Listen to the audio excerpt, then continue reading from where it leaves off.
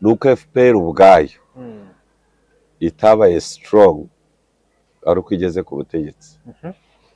RPF ubwayo yari strong mbere yo kugera ku butegetsi, irimo abantu narabikubwe b'icabwenge,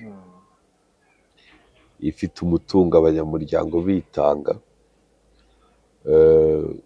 Ndibuka za 94 nko mu kwezi guverinoma yambara irahira kwezi kwa karindwi, budget ya mbere yabaye financed by RPF, n'amakoti abaminisitiri bari bambaye FPR yatanze kashi. Ubushize Perezida Paul Kagame arimo kubatuka.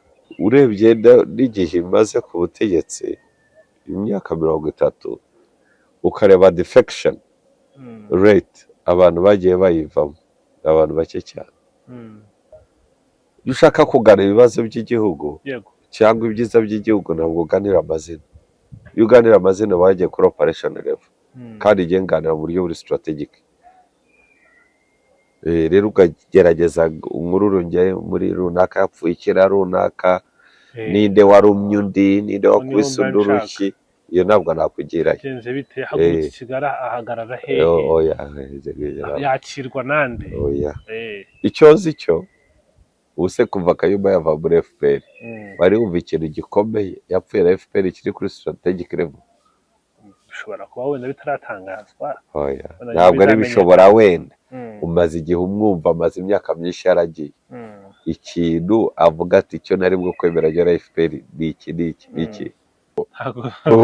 Nako n'ubuvukizi ukubaza gusesengure. Go killing people say we yari umusirikare. Was he killing birds? Ariko yari ku rugamba nyine abantu barapfa. None abavuga FPR yicara abaye opposition hanini yabivuze. Opposition urugero God frustration ya death ya Patrick Karegeya. Ariko ntabwo ari ikosa rya FPR ko Karegeya yapfuye mu nyumve neza. Nubwo ari ikosa rya FPR ko Kayumba yababaye. Muri FPR uzindahira barahira ngo nugambanira utatira igihango uzafatwe nk'undi mugome wese. Dude bagufashe nk'umugome, you paid for it.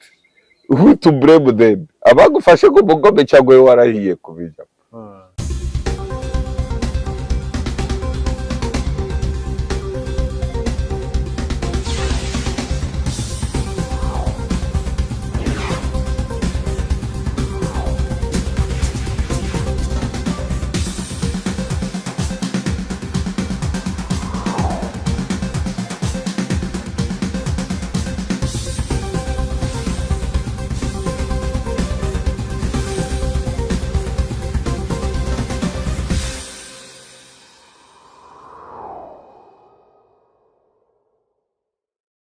Yego Bob Mugabe tugushimire cyane kuba witabiriye ikiganiro cya One Nation Radio. Ni radio ya diaspora nyarwanda, ijwi rya diaspora nyarwanda. Aba diaspora bansurize sha bajya babeshya ngo barankunda ariko sijya mbabona. Cyane nitwatanze nimero yawe apo ngo mwayibaha n'ubu mbamona ngo banumva by secretary ambwira ngo niwe ujye usomera ama comment ati ngo bahora bayisaba bayikoresha abenshi n'abayifite banyandikira kuri WhatsApp ngo barankunda. kandi ibyo by'igifu ntabwo kibisya. Ibyo by'igifu ntabwo ari cyo kinyobora, ahubwo kunkunda se n'Imana yakunze abari mu isi cyane itanga umwana wayo. Gukunda ni ugutanga. Yego gukunda no gutanga. N'umukobwa nagukunda uzamenya yuko uzabimenya. Bizagendera n'ibyampa. Aguha urukundo akakwitaho, akaguha umwanya aratanga kugeza naho yemera kuva iwabo akakujya inyuma akakwiha wese. That's love. Akanakubyarira abana akarakubakira urugo. Nawe waba ufite izo zizo udafite umugore uba ufite inzu, ariko umugore yaje atuma inzu ihinduka urugo. mugabo warakoze cyane, reka tuganire uyu munsi iki gihugu cy'u Rwanda burya kugira ngo kigere aha ngaha hari benshi babigizemo uruhare, hari n'amapolitiki akomeye yagiye akitangira arakijyana paka kugeza aho kigeze ubu ngubu, hari ibyo bashima, hari ibyo banenga, hari ibyo bivuga ukundi bitewe wenda n'inyungu z'umuntu runaka, ariko kuvuga iki gihugu, kuvuga politiki zikigize ntabwo uzi kwicara hano ukareba ureba ku kibuga cy'indege ukabona indege zibyagiye, ukareba stade Amahoro y'icyerekezo, uyu ni umusaruro w'imiyoborere myiza, ukareba imiturirwa, ukumva akayaga kari i Kigali, ukareba imihanda ikeye, abantu barakeye. yego, ahubwo no mu kiganiro ayo mafoto we are doing great, actually we are doing good, we are doing good. Ukabona ama-etaje amwe arimo kurabya ku manywa, ibirahuri bikubita mu maso. yego, we are okay, we are okay. okay. Ukabona ahantu ngaha twicaye, ukabona Kigali Universe, hariya tuzajyayo maze na kameramani azamerekeze. Kigali Universe ni Las Vegas ya Kigali rwose. uzi hariya iriya nuza, iriya ropo twitaga kwa Prime Minister, niyo ifite itapi, niho njyayo nkirukanka ngahazenguruka n'inshuro 5 nkagorora imitsi mu mihanda imeze neza, nashaka nkakomeza n'imodoka nkajya mu rugo cyangwa nkageza ibirenge nkagera mu rugo at any time.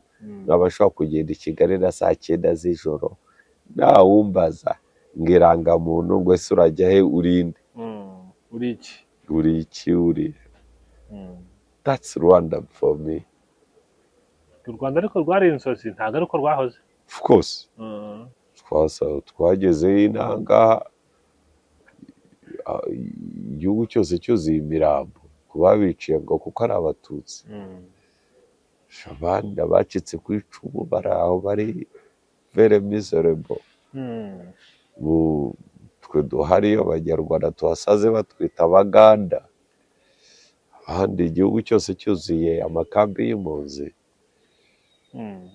ibintu byose ubona bidafite injyana, wibaza uti iki gihugu kizabaho? Sogera kiba igihugu gifite n'ijambo, tureke n'ijambo mu biyaga bigari cyangwa se muri Afurika, tuzaba igihugu byibuze aho umunyarwanda ashobora kugira icyizere cy'ejo hazaza. Ubwo kigeze, ntabwo twiyubatse gusa muri bintu by'ibikorwa remezo, ureba iyo ujya i Gahanga yose imaze kubakwa, ukarenga ku Mugendo ukajya i Bugesera yose irubakwa, kandi amazu meza mbaye. N'abanyarwanda kwiyumvamo icyo cyizere cyo kubaho, bakanakora, bagashobora kubaka inzu nziza. Buri wa gatandatu ni mariage, hariho uwa gatandatu utaha uri groupe zigera ku 8 zizakorera ubukwe at one day.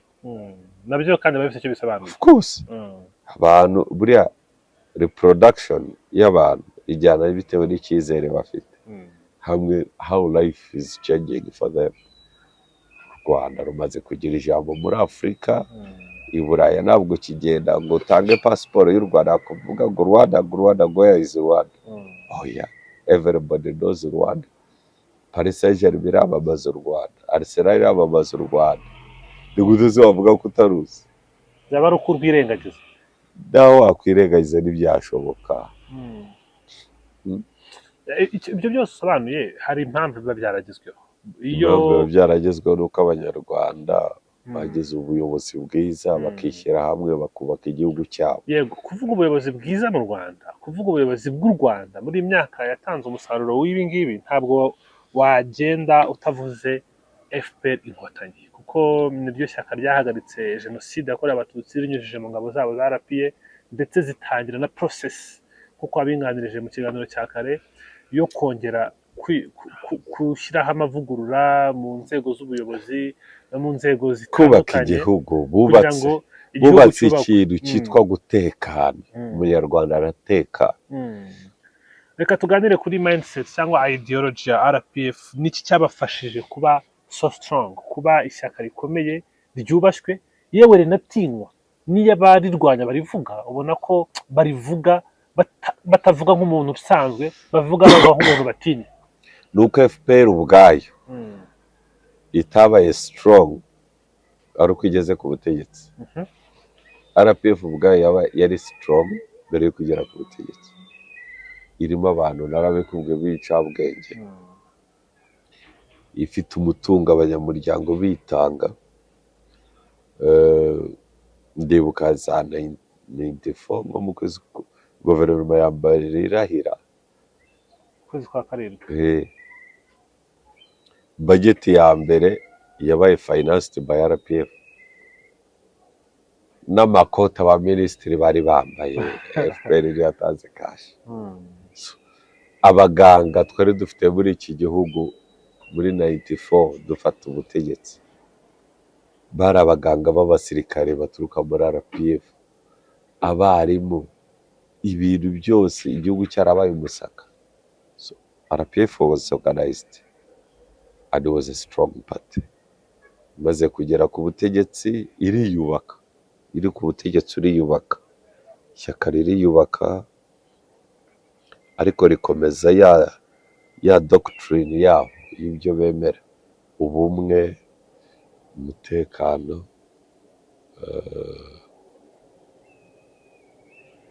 kurwanya amacakubiri, jenoside no kurwanya jenoside, imibereho myiza y'abaturage. Ubushize Perezida Paul Kagame arimo kubatuka, twebwe abayobozi murashisha abana b'abanyarwanda bakirwara bwaki, mwe murashisha abana b'abanyarwanda barwaye bwaki. Urumva icyo ni ikintu gikomeye cyane, ikintu gikomeye cyane cyane. Reka wowe muyobozi ntukeneye gushisha abo uyobora bamerewe nabi, bakagombye kuba bigutera ipfuno, bakagombye kubareba nawe ukagira isoni, ahubwo wakwishimiye yuko abo uyoboye noneho bamerewe neza. hanyuma FPR iriho ifite mindset ikomeye cyane, yanayifashije kandi bwa bumwe FPR yazagiye buri muri bo nabo bwaba bashyize hamwe. Urebye n'igihe imaze ku butegetsi imyaka 30, ukareba defection rate abantu bagiye bayivamo, abantu bake cyane, kandi nabo wabona abayivuyemo it's not a problem of ideology, ikibazo cy'imikoranire. Ikibazo buriya mu bibazo biri institutional challenges ziva ku bintu bibiri. Donc hari uburyo bubiri. For instance, if you run a company, uri umuyobozi w'ikigo, hariho abakozi bari ku rwego ruri managerial level, abo nibo bashyiraho strategies. Hariho abayobozi baba bari kuri operation level, abashyira mu bikorwa za strategies. Yo ikibazo kitabaye, aba strategist bagiranye ikibazo ngo wumve yuko bafite strategies zitandukanye, ikibazo kikaba muri operation level. Operation level abakozi iyo bagiranye ibibazo cyangwa bakananirwa n'ikigo, nta kibazo. Ariko ikibazo iyo kibaye kuba strategist at a strategic level, ikibazo kiravuka. Iyo urebye abantu bagiye bava muri FPR bavuyeyo at the operation level, niyo bavuga ibibazo byabakuyemo ntabwo biri ibibazo strategic, ni ibibazo operational. Ibyo rero kubishyira mu Kinyarwanda simbizi, ni audience yawe nishaka Ikinyarwanda cyane. Noneho reka gusobanurira ubundi ariko dusobanure kuri ibi ngibi dushyiramo n'amazina kuko turabazi aba bantu. N'amazi by'amazina keretse n'inyasitaraho, ntabwo mba naje kuganira amazina. iyo ushaka kuganira ibibazo by'igihugu yego cyangwa ibyiza by'igihugu ntabwo uganira amazina. Iyo uganira amazina wagiye kuri operation level kandi igiye nganira mu buryo buri strategic. Rero ukagerageza umururunge muri runaka yapfuye ikira runaka ninde warumye undi ninde wakubise urushyi, iyo ntabwo nakugirayo. genze bite hagurutse Kigali ahagarara hehe oya yakirwa nande oya icyo nzi cyo kampani bifite izo nzego operation level abantu bashyira mu bikorwa imirongo, strategic level ku bantu bagena imirongo. yego FPR ntabwo iragira abantu batandukana nayo bari mu bagena imirongo. Abantu benshi batandukana nayo bari mu bashyira imirongo mu bikorwa. ako nubwo uri kwanga kuvuga amazina twabonye abantu bari bakomeye muri FPR bari bari ku rwego size ko uri bwo kumva kwazi iki kintu ubwira mbere yuko ugira ukagira amazina. ntabwo ari kukwiruka ntabwo ndi burivuga izina ariko hari abantu benshi bari muri strategies za FPR. Urugero Kayumba Nyamwasa ntabwo yigeze wese yubakaga ye strategy ya defense infrastructure niyo muhaye akazi. ariko muri izo infrastructure za defense yagiraga kuko ntabwo aba ku rwego rwo kuba chef d'état major tari muri strategy z'imiyoborere y'igisirikare cy'icyo gisirikare. Nidukiraho amechifu n'umukuru w'igihugu. Urakoze cyane. hari abadagisha inama, abagisha inama nibo bari kuri strategic level. Niya gukuraho ntabwo baza kukugisha inama. Inama ikorwa n'abari kuri strategic level. Ubuse kuva Kayumba yava muri FPR bari bumva ikintu gikomeye yapfuye na FPR kiri kuri strategic level. Bishobora kuba wenda bitaratangazwa. Ntabwo ari bishobora wenda umaze igihe umwumva amaze imyaka myinshi yaragiye. Ikintu avuga ati icyo nari bwo kwemera rya FPR ni iki no kuvuga imirongo ya FPR arayemera. Yenda abakora mu mikoranire niho habaye ikibazo. Haka mu interview yatanga avuga ko atemeranya n'imikorere ya FPR ubu ikora ibintu he said ko killing people batahuje ibitekerezo abantu bataba ba opposition. Urugero avuga ni bande cyangwa uri uramuvugira? Ntabwo ndi kumuvugira kuko urugero avuga ni bande. Muri interview yatanze muri Untold Story ya documentaire yabaye band hano mu Rwanda yavuze ati RPF ikora ubwicanyi buri Syria. Buri Syria gute se? None se yabaye amechief anayobora by the way Kayumba yayoboye ubutasi bwa RPA. Umuntu uri muri operation gusa nta strategy karimo. Umuntu wari kuri icyo gihe kuri strategic yari dugute.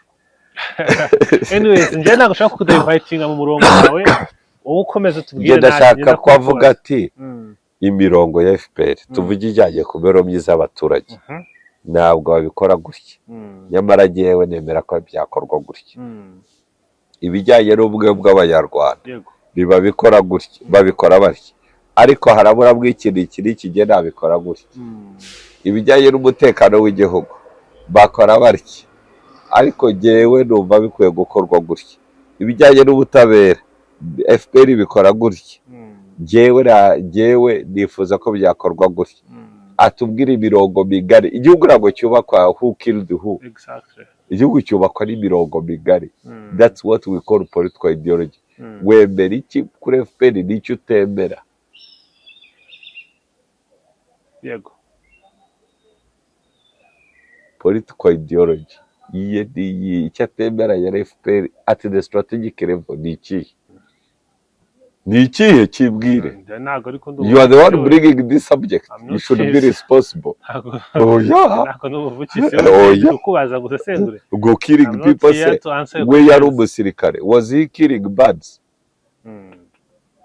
Ariko yari ku rugamba nyine abantu barapfa. None abavuga FPR yicara abaye opposition hanini yabivuze opposition urugero God frustration ya death ya Patrick Karegeya.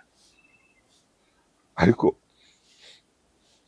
ntabwo ari ikosa rya FPR ko Karegeya yapfuye mu nyumve neza. Nubwo ari ikosa rya FPR ko Kayumba yababaye n'abandi. Umurikire neza ni ikosa ry'upfa ni ikosa ry'ubabara. uzi abantu bagiye muri FPR, uri muri FPR? ishyaka ryanjye ngomba kurigumana ku mutima wanjye. Ishyaka ntabwo riba ku mutima maze Ntabyo nkubwiye. ryose rigira headquarter. Muri FPR uzi indahiro barahira ndayizi. ngo nugambanira Nutatira igihango eh uzafatwe nk'undi mugome wese. none bagufashe nk'umugome, you paid for it, who to blame then? Abagufashe nk'umugome cyangwa wowe warahiye kubijya? Who should be blamed? None ka tuvugisha ukuri, who should be blamed? Nuwemeye kurahira ibyo dashoboye kuzuza. You see? So bagufashe nk'umugome nyine bagikemura nk'umugome wese. So who should be blamed? Ahubwo indahiro yaroroshye kera banza ari Muzaguca igihanga kera. So who should be blamed?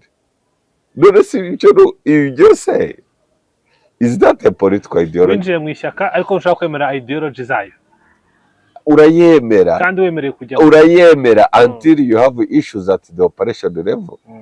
Wajya the other side, nushake yuko witandukanyije nabo, nushake yuko bagufata nk'umugome, ahubwo bagufata like a friendly force.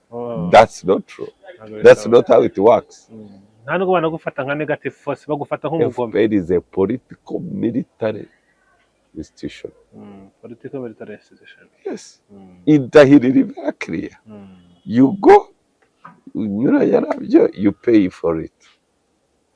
Bangu ni ibintu bakagombye kubuzi mbere yo gufata. Nuri se barahira ibiki? Uri umukuru wujuje imyaka y'ubukure. Uregesha imyaka 18. Ugiye mu ndahiro. None ntabwo wumva icyo bivuga. Who should be? Iki niyo mpamvu navuga yuko ikibazo ari icya FPR, ntabwo nemera ko ari icya FPR. I agree with you, aho ndabyemeye kuko wiyemeje ibintu udashoboye. Cyewe nemera n'abantu bari muri FPR bagera ibintu yenda abatori bwo kumva bakiyicarira, they live their quiet life, ko ntabwo bashaka kuba treated nk'abagome bose. Wavugaga ko yari ari kuri strategic level, ubwo niyo ndahiro ari mu bayishyizeho. Of course. Urebye neza ikiganiro kirarangiye. Ariko ntabwo utambwiye operations ni izihe bano bantu batumvise bikabasanga hakurya y'imipaka bahinduye imvura. I mean bahinduye imvugo. First of all, President Paul Kagame. Okay? Ni chairman wa FPR Inkotanyi, ariko ni n'umukuru w'igihugu. Iyo akubwiye ibintu nimuhuze akagukora ku butegetsi, akagukora ku mwanya uriho, bibazwa abanyarwanda bose se? Is that Mugabe's problem? Biri no munsi abifite n'ububasha n'ubushobozi kubikora. He has a prerogative, freedom to do that. Niwe abanyarwanda batoye, ntabwo bigeze. Nubona afande Mubarak Muganga, ndamubona niwe CDS. Okay? Ako nta munyarwanda umugaba mukuru w'ingabo z'u Rwanda, CDS ntibivuze. Ariko nta muntu, nta munyarwanda uratonda umurongo ngo agiye gutora Mubarak. Uwamushyizeho ni commander in chief wa RDF, Rwanda Defense Force, umugaba mukuru w'ikirenga w'ingabo z'u Rwanda. Niwe ufite prerogative authority yo kumukura.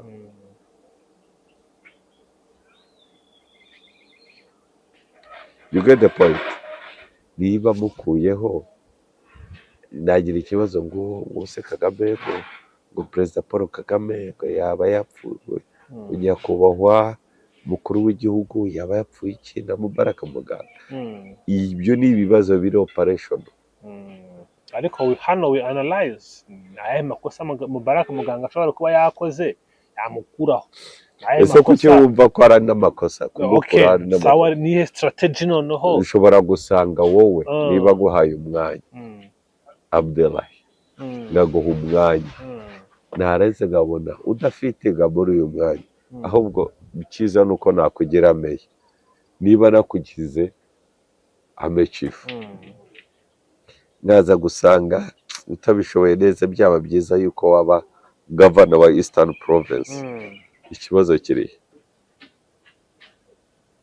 ariko we go beyond where? we go beyond tukamenya tuti kuki bibaye muri iki gihe, havuyeho uyu ese yari afite iki, tukahuza utudomo nk'uko abivuze. Mbere yuko duhuza utudomo, the man who recruits them ajya kubashyiraho nta terms of reference ufite.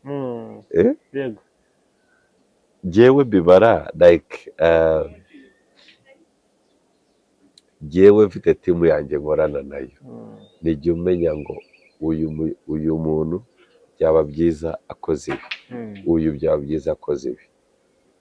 Urumva, niba Mugabe kugira ngo mbe nicaye hano binsaba umukwaferi unyogosha, binsaba uw'ishati, binsaba ipantaro kubisa neza n'inkweto. Sintekereza yuko umuntu usuzuma ko urukweto rwanjye ruri ku murongo ariwe usuzuma ko ari nawe unyogosha. Abo mbakoresha uko mbihisemo prerogative, ububasha mfite bwo gushyiraho timu ituma nsohoza ibyo abanyarwanda bashinze. Iyo mbonye utamereza result nagushyira ahandi. Ababikurikira cyo naguhaye amapeti cyangwa se ngakugira minisita, naho waba ugaragara kurenze, nume result ngakugira meya. Ababibona baba bareba ko nakudemotinze, ariko njye mbazi uko nibwo kubaka itimu yanjye bitewe n'ahari icyuho. Ariko natwe abasesenguzi nabo twinjiriramo tugatangira kureba amakosa ushobora kuba warakoze mu minsi ishize, ashobora kuba akuvanye kuri uwo mwanya. Yego, ibyo ngibyo byo niyo mpamvu utazasanga mu biganiro nk'ibyo. Njyewe mba ndeba imirongo migari y'igihugu, ariko ibyo uko umuntu apanga itimu ye ngo yamudemotize, ushobora gusanga urugero akarere, reka ntabwo urugero rw'akarere yenda ka Burera gafite ikibazo gikomeye mu gihugu, uburyo byaba ngombwa ko kayoborwa na generali, meya agamugira generali. Ikibazo kiri aho ngaho tubereba icyo kibazo gihari. Ese ni akarere ka mwebwe rimwe mushinzwe kujya kureba, ariko njye mbazi yuko timu ye uyu ayubaka bitewe na manifesto ye n'ibintu ashaka kugeraho yemereye abaturage. Ariko se Mugabe, nk'ubu ngubu hari ibibazo by'u Rwanda na Repubulika ya Demokarasi ya Kongo kubifatanya na FDLR. Nk'ubu ngubu akarere ka Rubavu gahawe umujenerali n'urugero, ubwo ntacyo wahita uhurizamo kuvuga uti ni ukugira ngo hano hantu harindwe mu buryo bwa gisirikare kuko umwanzi ashobora kwamenera. Ubundi se bikereye umuyobozi wa gisirikare kugira ngo hacungirwe umutekano? I don't think so. Actually n'impamvu akenshi ubona nyakubahwa perezida wa repubulika Paul Kagame ashyiraho akenshi abasirikare mu myanya ya leta. He's looking for efficiency. Buriya abasirikare bari efficient. Niba umubwiye ngo nzanira isekuru n'umuhini, arazana isekuru n'umuhini ntafu wamutumye. Urumva? Niba uvuze uti ndashaka iki kigerweho, agikora exactly nk'uko wagisabye, ntabwo arenza nta nubwo ajya munsi. They take orders, bafata amabwiriza. Icyo ndi kukubaza hano nko muri Mozambique n'urugero, ngo ni urugero rw'ibyabaye. Iyo hafashwe ambassador, hakoherezwaho umuntu wahoze muri force retired Kano, akajya kuba ambasaderi w'u Rwanda muri Mozambique, ahantu u Rwanda rufite ibikorwa bya gisirikare. Ntaho biba bihuriye, ntabwo bifite aho bihuriye, kuko hari operation y'ingabo z'u Rwanda rimwe gukora Mozambique, kandi hari support bagomba gukomeza gusapotinga forces za Mozambique, ariko mu buryo bwa umuntu uri familiar uwo abasirikare bari buvuge akumva kumva nicyo bashatse kuvuga. Strategic interest. Haba hari inyungu zindi zihari. Muga none se njyewe uri kumbwira uti RPF is so powerful. I agree it is. Ifite na politike nziza. I agree it has kuko urebye ku musaruro birahari. So if ifite politike nziza ikaba na powerful, why does it have enemies? ariko wowe ni gute wumva politikare wategeka imyaka 10, 20, 30 ntugire umwanzi keretse utazi ubutegetsi icyo ari cyo. Ni ukuvuga hari abandi bashaka ubutegetsi, wewe warababujije, baragutinya, bamwe barashaka kukurwanya bikabananira, abandi barashaka kunyura mu nzira ya politike bikabananira. Ikibazo mfite ntabwo ari uko n'icyanangaza, ntabwo ntekereza ko hakwiye kubaho ishyaka ritagira abanzi cyangwa se abandi bahanganye.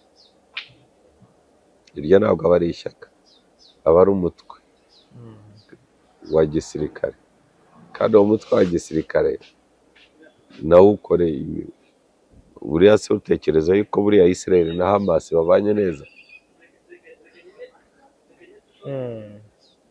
Interest, haba hari inyungu zindi z'abantu baba bashaka. Hanyuma urasesengura ubona n'ibintu ukuntu bimeze.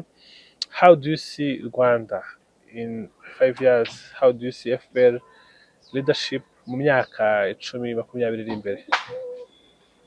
babanje uvuga 5 ugejeje ku 10 ugeze kubajije u Rwanda kwanza, yego nyuma nkubaza 15 ya FPR. u Rwanda rwo narwumvise siko bwakurusubiramo. Ariko iyo buriya utangiye ko dukora prediction of 5 years, 10 years, 20 years, biba bitandukanye cyane. 5 years u Rwanda ruzakomeza uko ruri rutera imbere mu bukungu no muri politiki. 10 years tukaba dushobora kubona impinduka kubera ko urubyiruko rurimo kuzamuka mu myanya ya leta, tukaba tumaze kumenya imikorere yabo n'igihugu tuzaba dufite in 20 years. Urubyiruko rurazamuka mu gisirikare na polisi, mu myanya ya leta ndetse no mu myanya ikomeye FPR Inkotanyi. We are watching them. Turiho turahereza a baton ku bana twabyaye. Turareba baritwara bate mu bucuruzi, mu mutekano, baritwara bate mu buyobozi, ese mu nshingano z'ubuyobozi babahereza. Niyo mpamvu ubona utyo ukabona umwana wavutse za 2003 cyangwa za 1998 ariho araba minisita. Abo bose turiho turareba barajyayo, ubwo tuzaba dushobora gupredikitinga in 20 years tuzaba tugeza, kuko it's a transition. Rwanda will be in transition. Yeah, in 10 years. Hari umwanditsi ntibuka neza izina ariko inyandiko ni nyikubwira usanga umwibuka yaranditse ngo ibihe bikomeye birema abantu bakomeye bagakuraho ibihe bikomeye, noneho ubwo bagashyiraho ibihe byoroshye bikongera bikarema abantu bari aho ngaho bashobora kugarura bya bihe bikomeye.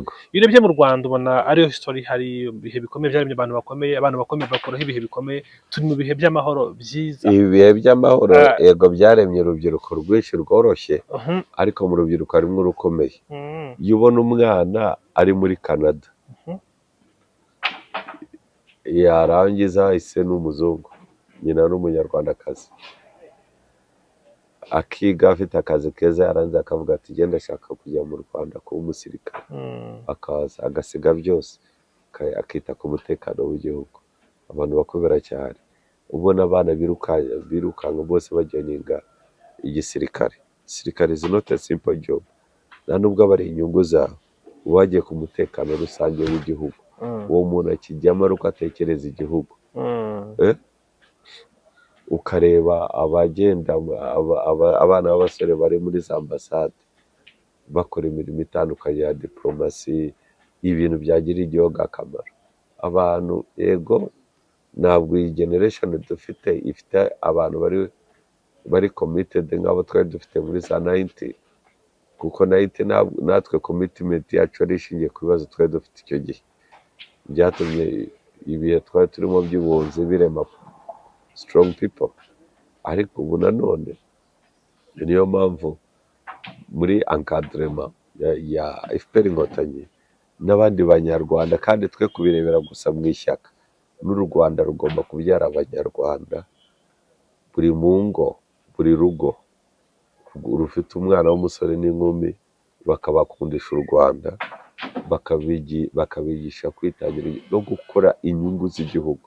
Ni byiza ko dukira, ni byiza ko dutera imbere, buri muntu ku gihugu ku rwego rwe, ariko biba byiza ko igihugu gitera imbere, tukareba umutekano wacyo, tukareba threats ziri regional cyangwa se global threats, tugakompitinga mu rwego rwa science, tukareba urubyiruko rurimo kwiga ibintu bijyanye na AI, tukareba abaganga, tukareba ibintu bitandukanye. Hari mu gusoza advice ushobora gutanga ni iyihe? Kuko twabonye ama empire menshi arisinga nyuma agaforinga, tuza kubona n'abandi noneho barisinga bakaguma hejuru. So what advice can you give to the ruling party here in Rwanda ku buryo ikintu bagomba kwitondera cyangwa bakisanga baguye mu makosa ameze nk'ayaguyemo n'abarayizinze nyuma bagaforinga? Ntekereza ko ari ukumanaginga ama transitions from one generation to another. Elaborate.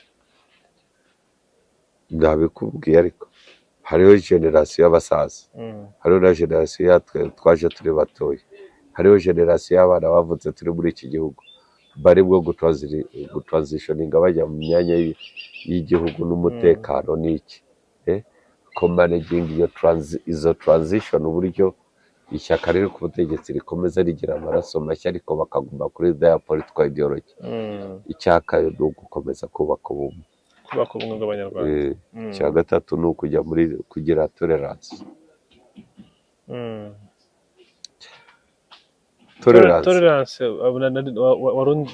Tolerance ni ijambo riri vague. Tolerance kuki? Ku bantu batumva kimwe nabo, tugashobora kumenya umuntu utumva kimwe, utari muri FPR, utumva kimwe nawe, ariko mu gihe ashobora kuba ari umuntu ukunda igihugu. Are they able to understand that person? Bashobora kumwihanganira, bo ubwabo se bafite ubushobozi bwo gukomeza ibiganiro, kubaka tolerance and strong justice. Ubutabera bukomeye, urwego rw'ubutabera rukomeye, rukurikiza amategeko, rukurikiza amategeko kandi rwigenga mu myanzuro yarwo, imanza ziba zikaba na any other influence. Ibyo byonyine iyo abaturage babonye umutekano, bakabona ubutabera, iyo babonye umutekano, ubutabera, bakagera n'ubuyobozi bwiza bw'umuntu utabazanamo akajagari, abaturage bonyine batera imbere, kandi iyo bateye imbere igihugu gitera imbere. Exactly. Muga, ndagushimira cyane. Urakoze cyane. Wakoze cyane nawe.